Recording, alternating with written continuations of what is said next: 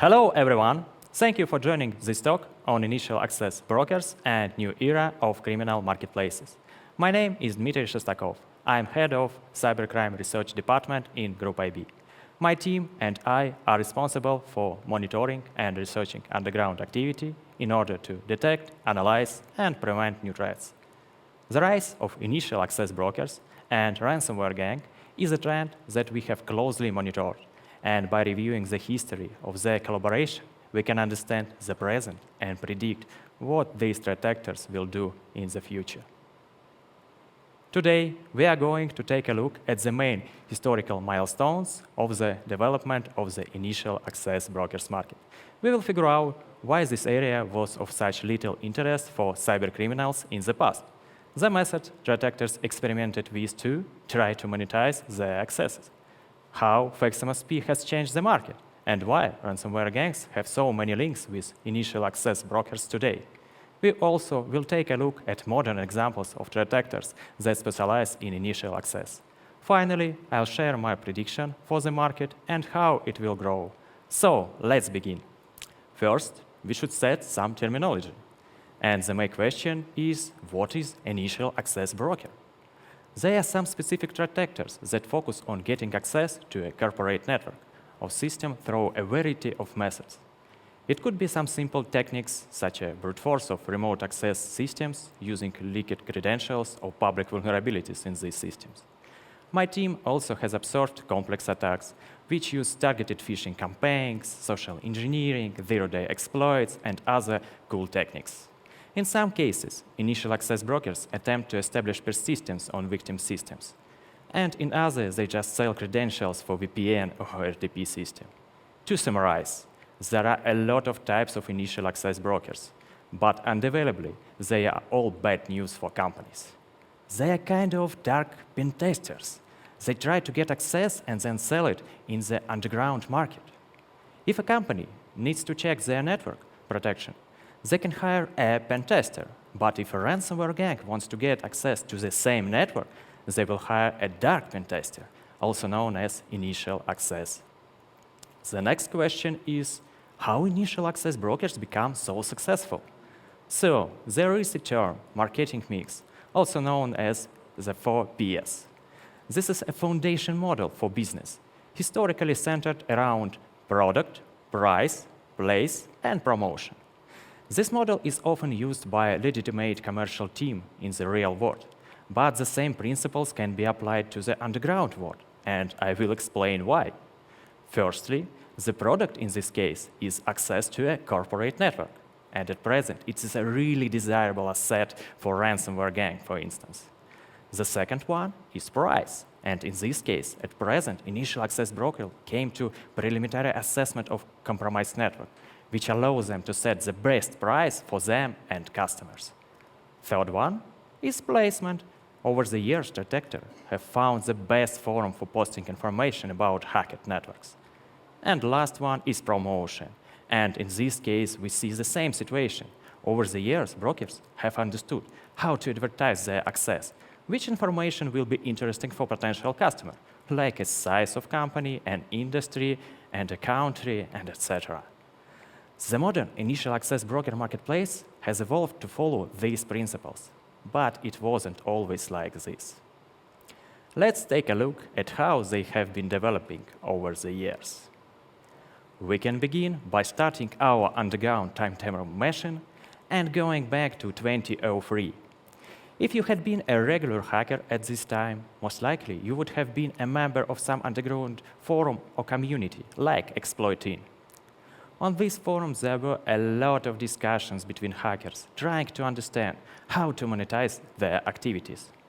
On this slide, the participants discussed whether it's a good idea to hack corporate network or not.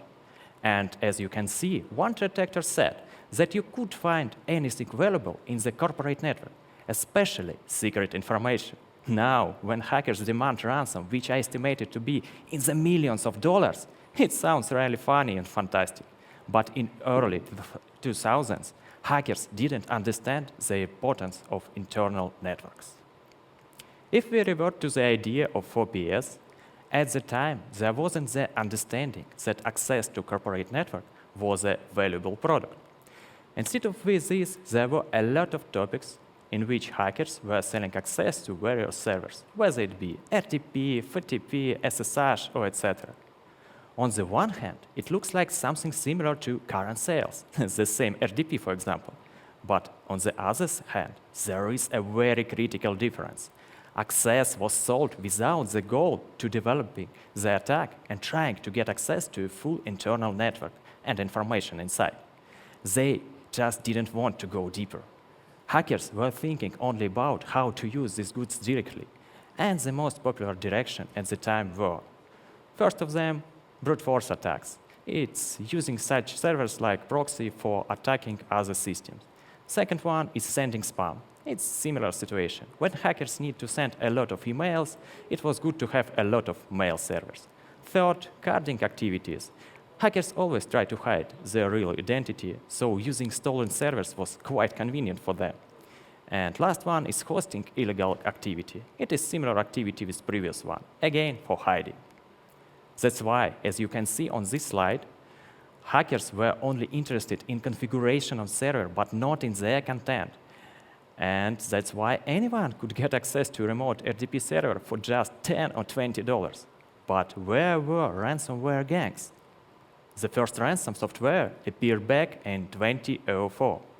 However, at the time, it wasn't a good method for gaining money for threat actors. This prompted threat actors to change their focus on so-called win lockers, which allows threat actors to lock operating system without any encryption.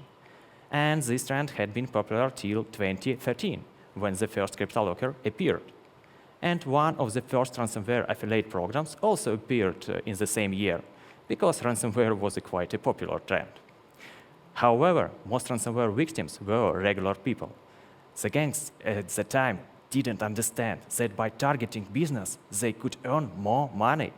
That is why ransomware affiliate programs were looking for hackers that have traffic or can directly upload malware to victim machines. They didn't look for dark pen testers. So, without customer demand, the corporate network access product just didn't exist. However, this is not to say that hackers couldn't get access to corporate network at the time. There were such cases, and let's look into some of them to understand what they were trying to sell and why it didn't work. In 2015, one threat actor with nickname Hot got access to a very large network. According to them, they had access to all services. But they said that it really hadn't any idea how to use it, and that's why they decided to sell it on the underground. Moreover, they offered to use this network as a simple botnet. But I'd like to note that at that time, CryptoLockers already existed, but no one thought that it is a good idea to use them in such scenarios. It also should be noted that they got scared of getting such a deep access to network. So, as you can see, even in cases when hackers get access to something valuable, they don't know how and where to sell it. But why were threat actors getting access to internal network if there was little to gain from it? We can find answer here with threat actor Celera, who got access to a corporate network for a huge chain of shops that sells electronics. They also claimed that initially they were promised $10,000 if they gained access to this company. But for some unknown reason, payment was not provided. So Celera decided to sell this access for just $5,000 on forums. But other forum users told them that this price was too high because there is nothing of value that can be achieved with the access. As a result, the initial hacker offered them to resell this access to the shop's competitors. This case shows us that neither product nor the price still didn't appear to be right for the market. Additionally, hackers also had a problem with placement, because the offer to sell was posted on a forum that are not related to high-tech crime. Also, there were some offers that started to appear on underground forums. Initial access brokers didn't have much success. The reason for this is pretty simple. Threat actors always try monetize their accesses via the easiest way. And at this time, POS malware was on the rise. So threat actors bought RDP access only with one goal: to find something which is related to big retail networks and upload POS malware here to collect data dumps of processed credit cards. In 2016, hackers still thought that it was a really bad idea to use huge corporate network for simple goals like uploading malware. The main objection was that after encryption of network, other hacker can't get anything useful from it, and so such an approach limits the potential future earnings that could be extracted. As you can see here, hackers provided sarcastic ideas about the uploading lockers and said that the best way to upload something like Bitcoin mining malware. But not all hackers thought this way. There were discussions on some forums that ransomware should change focus from individuals to business victims, because all ransomware campaigns were no longer popular. And in early 2017, this type of ransomware began to gain traction, and new affiliate programs began to move in the new direction. You can see an example of such affiliate program being promoted on forum post here. As you see, they offered a new way for monetization of RDP servers, and they are looking for someone who can easily get access to a large amount of such goods to validate whether they have or not something valuable for encryption, and then upload a malware. And thus, demand for initial access product was born. But like in the real market, not all threat actors wanted just to be a simple partner or supplier of goods. They wanted to open their own business and have controlled pricing, and without direct connection to ransomware group, which are always the main target of many countries' law enforcement efforts. This is where FXMSP came into the equation and changed the way initial access was thought about. Although initial access broker had customers for their services, they didn't know how to price them. That's why first initial access brokers just put on sale some description of companies, but without any prices. For example, on this slide, you can see one of the first offers related to selling access to the network. And the threat actor here knew their target audience because they had specified how much data customers could find in this network. And this was quite useful information for ransomware gangs, because based on volume and valuable data, they can choose ransom pay for potential victim. However, the techniques of not putting pricing in the post was largely unsuccessful. Towards the end of 2017, a new initial access broker appeared on the market, and he would go on to become quite famous. His nickname was FXMSP, and he decided to sell access to internal network on a regular basis. He understood that his main audience was a ransomware gang and decided to share all the necessary information in his post to attract attention, much like in a good advertisement. On this slide, we can see one of his first posts. He knew that ransomware gangs are not interested in all industries, because not every company is ready to pay the necessary ransom. This is why FXMSP specified that their victim was a bank and had a very large market capitalization, indicating that they had money available to pay a ransomware gang. He also described the specific region the organization operates in. This is because in the underground, threat actors typically work with only the specific region they are familiar with. FXMSP also specified the type of access, because it helps threat actors to understand whether they will be able to encrypt the network or not. And moreover, FXMSP also noted that he had a lot of offers, but only via private communication, to encourage ransomware gangs to become a regular customers. Let's consider this example via 4PS. The initial access to network was an established product, and there was demand for it from a ransomware gang. With regards to placement, FXMSP chose the best forum, Exploited, where there are a lot of ransomware affiliate programs, and this forum was related to high-tech crime. With regards to promotion, I've just described how he tailored his message to attract buyers. And finally, price. FXMSP analyzed how much money a ransomware gang could gain and decided to set price for his services. In fact, because most of his access products were sold, the price was most likely good for both customers and him. On this slide, we can see the impact that FXMSP had and how he changed the market. In total, he was selling access to the network of more than 130 companies in over 44 countries. We estimate that he earned more than $1.5 million from these activities. Obviously, such success wouldn't go unnoticed by other hackers. Before FXMSP appeared on the market, the number of offers for sale of access was constantly low and did not exceed 10 posts for 2015-2016. This figure was maintained until October 2017. After this point, there was an exponential growth in the numbers of offers for sale of access to corporate network on underground forum. The main reason for this is that many hackers already had remote access to companies, but they didn't know what to do with it. And FXMSP showed how to make money effectively from their access.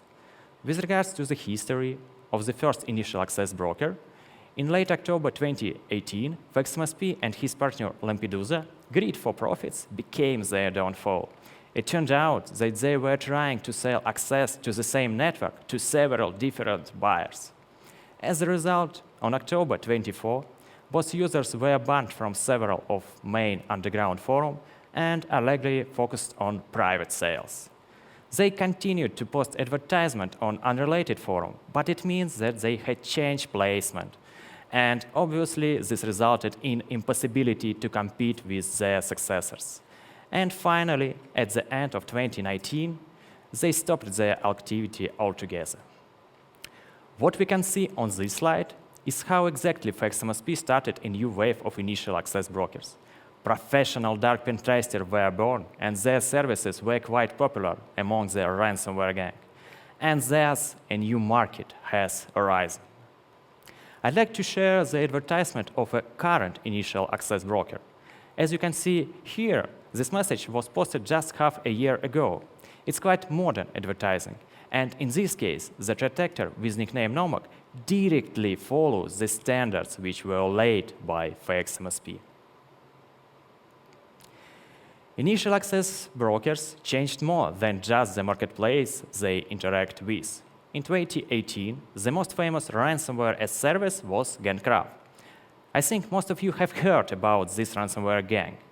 It has been a real scourge for many companies.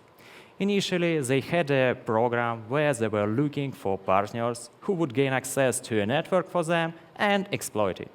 However, following the success of FXMSP, GangCrab also started to look access among the initial access brokers because it was more convenient for them.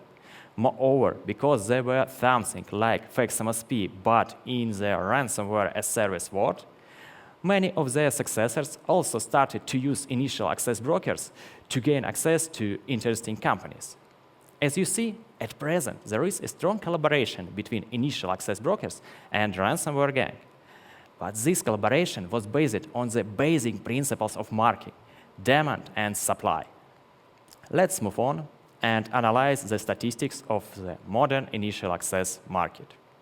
Here, we can see the supply side of market. And as previously mentioned, the number of brokers has increased significantly, which has led to an increasing amount of network access that is being sold. In total, from the beginning of 2018 to mid-2021, access to more than 1,600 corporate networks were put up on sale, and 67% of them were offered in this year. The decline in shares of FXMSP offers and the popularity of the access market, which hasn't not yet achieved steady growth, slightly reduced the numbers of sales in 2019 compared to 2018. However, a year later, the number of advertisements for the sale of accesses increased more than 5 times. This trend has continued, and in the first half of 2021, alone nearly the same numbers of initial access was conducted as the entire 2020. Let's now consider changes in brokers' market share. As mentioned, in 2019, the best seller was FXMSP. You won't see his nickname on this diagram, because at the time his accesses were sold by his partner Lampedusa. In total, in this year, there was access to 130 companies' network on sale, and there were about 50 sellers. In 2020, there was a first threat of COVID virus, and most companies started to organize remote working processes, which obviously led to an increase in cybercrime attacks. As a result of this, we have detected more than 700 companies' network on sale, and there were about 160 sellers. So it shows that the popularity of this trend has only been increasing. The best seller was threat actor with nickname PSHMM, and the famous seller Nanash, who was selling access to 40 companies in one post. We estimate the market value of the access on sale in this post as about $5 million. In the first half of this year, we already have detected about 700 companies on sale. Number of detected threat actors operating in market remains the same, at about 170 sellers. But let's not forget that this is only data for the first half of this year. Finally, I want to point out a new major player appeared on the market, Barf, whom I will share more about in a little bit. With regards to countries, companies in the USA are always the top target for initial access brokers.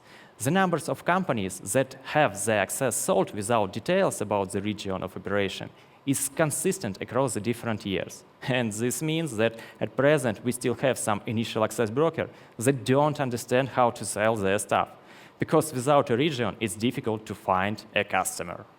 Since the inception of access market, among all known industries, there has been virtually no case that hasn't had access sold on the black market. In 2019, the most attacked industry was manufacturing. And it's really the best industry for ransomware gang, because encryption of their internal network can result in most of their production coming to a complete stop.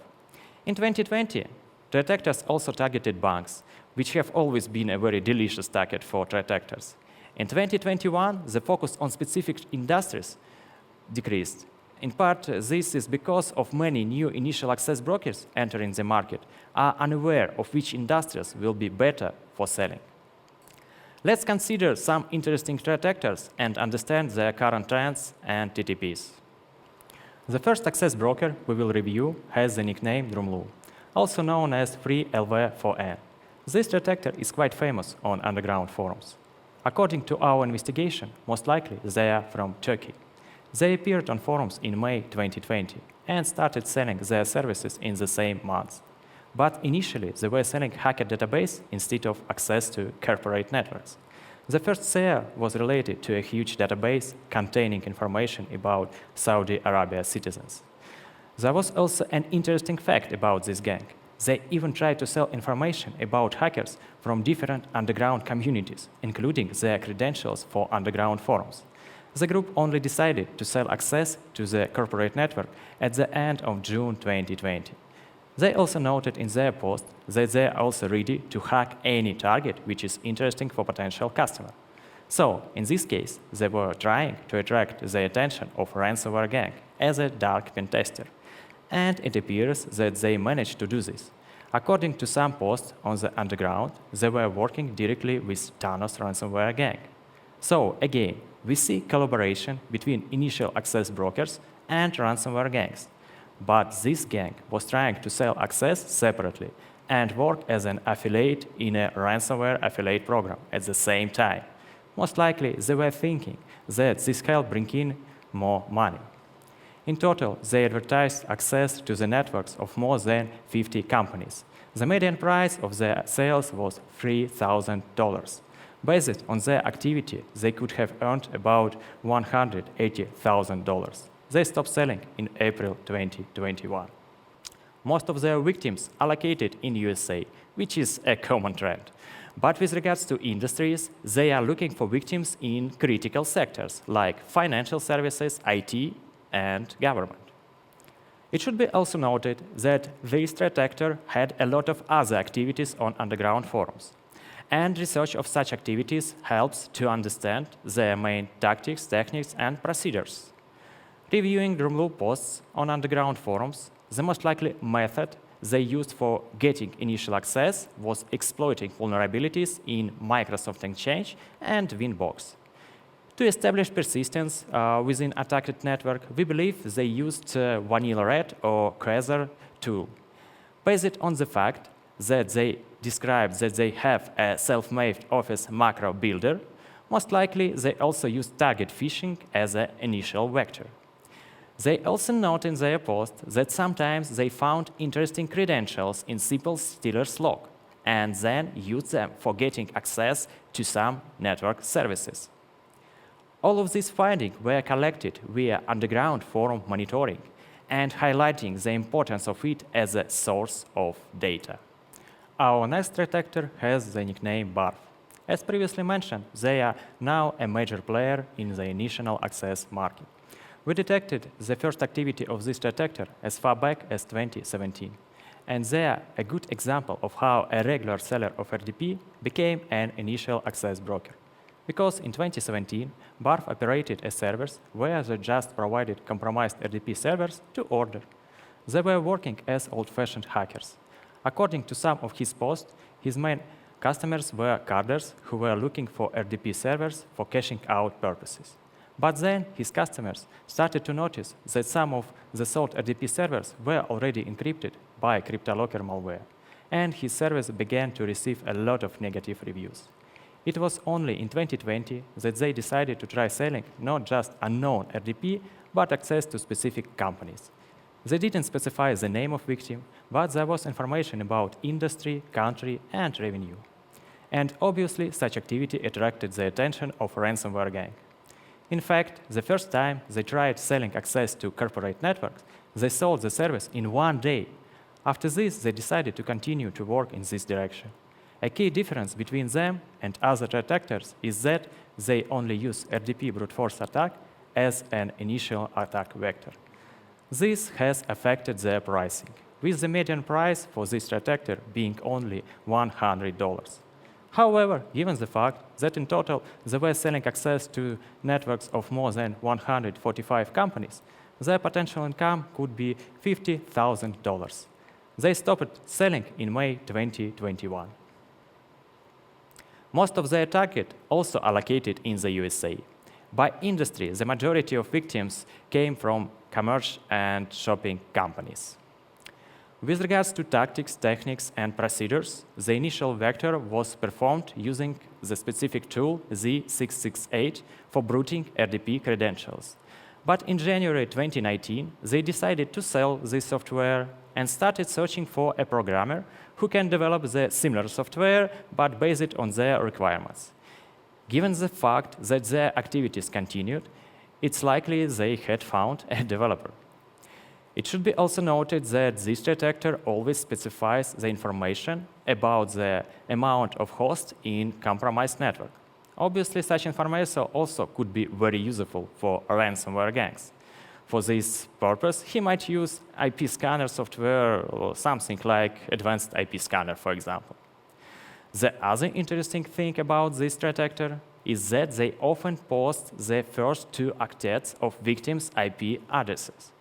Sharing this information is strange, because it's not useful for ransomware gangs, but it could be useful for researchers, because we can try to identify the victim by using the intersection between first 2 octets IP address and RDP port. We can then check the resulted scope of companies and find the victim according to industry, revenue, and country which were provided by the threat actor. And last but not least is threat actor PSHMM. They also started their work in January 2020. And they started with selling access to the domain controller of the huge USA health company. Then they decided to follow in the footsteps of Fax MSP and created a separate forum topic for selling all their corporate access services. It should be noted that it's not a regular practice on underground forum. Mostly, threat actors are trying to sell their access in a specific auction section of the forum. According to their posts, they used vulnerabilities in remote monitoring and management software for getting access into companies. In total, they were attempted to sell access to the network of more than 86 companies in over 19 countries. Based on this, they could earn about $300,000.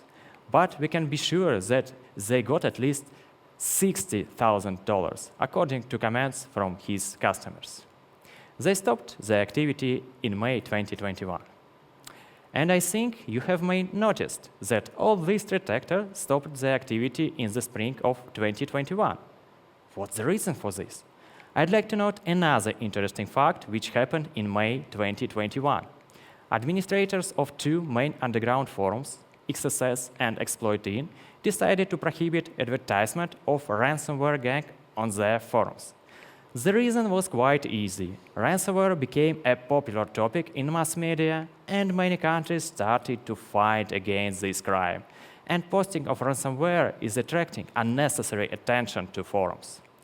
That's why most ransomware gangs stopped their activity in public and demand decreased. So it could lead to a decrease in the amount of access on sale. But in July 2021, a new forum for ransomware gangs appeared in dark web with name RAM, and ransomware as service providers continued their activity on this forum. So most likely the trend will be the same. So let's get back to our threat actor PSHMM. With regards to industries, they are one of the worst malefactors because their main targets are related to the healthcare sector. The main countries was the same, the USA. Unfortunately, this actor hasn't left a lot of traces related to their activity. I've already noted that they are targeted vulnerabilities in remote monitoring and management system. According to some of his posts, most likely they were using Cobalt Strike in their attacks, but it's a common trend. So today I tried to describe the 20 years history of development of initial access brokers market in 40 minutes. And I know that it could be difficult to realize such a big period.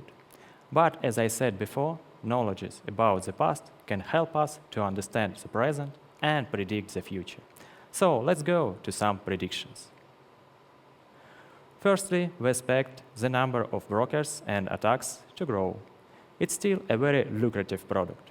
As the amount of supply grows to match the demand, we expect the price of initial access to corporate network to decrease. Cheaper access means that ransomware gangs can target smaller companies and still return a profit. Secondly, to facilitate the sale of initial access to companies' network, brokers will use a dedicated forum or platform to auction their products. Thirdly, ransomware will remain the main way to monetize access to corporate network because it provides the most return on investment for threat actors. Thank you.